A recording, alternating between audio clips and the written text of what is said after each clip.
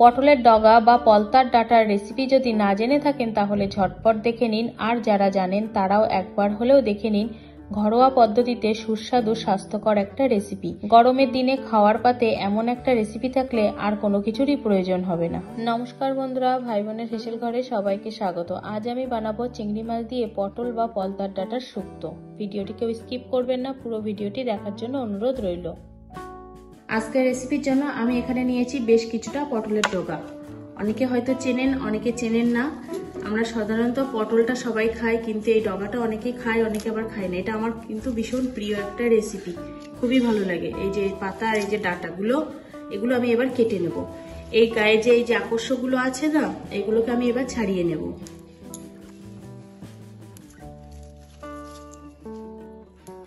এবার এর থেকে এই পাতাগুলো ছাড়িয়ে নেব। ডাঁটাগুলোকে আলাদা করে দিলাম, পাতা আর ডাঁটা। এই যে এইভাবে আমি পাতা আর ডাঁটাগুলোকে আলাদা করে নেব সব ডাঁটাগুলো থেকে।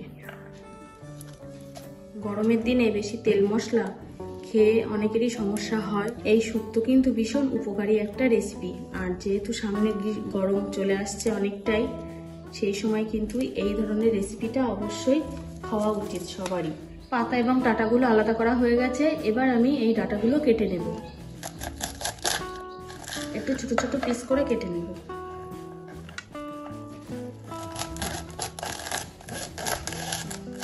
ডাঁটাগুলো সব ছোট ছোট করে কেটে নিয়েছি। এবার এই পাতাগুলো একটু ছোট ছোট করে কুচিয়ে নেব।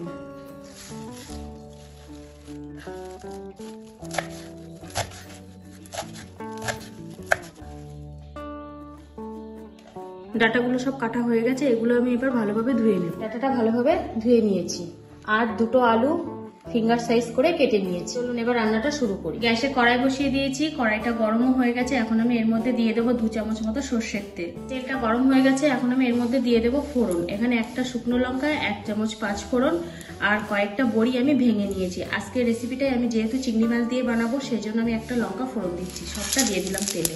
ফোড়নটা তেলের সাথে একটু নাড়াচাড়া করে নেব। ফোড়নটা তেলে একটু হালকা নাড়াচাড়া করে নিয়েছি। এবার আমি এর মধ্যে দিয়ে দেব চিংড়ি মাছ, যেটা আমি আগে থেকে লবণ হলুদ মাখিয়ে রেখেছি।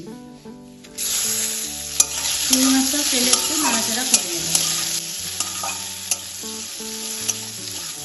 এখানে আমি 150 গ্রাম চিংড়ি মাছ ব্যবহার করেছি।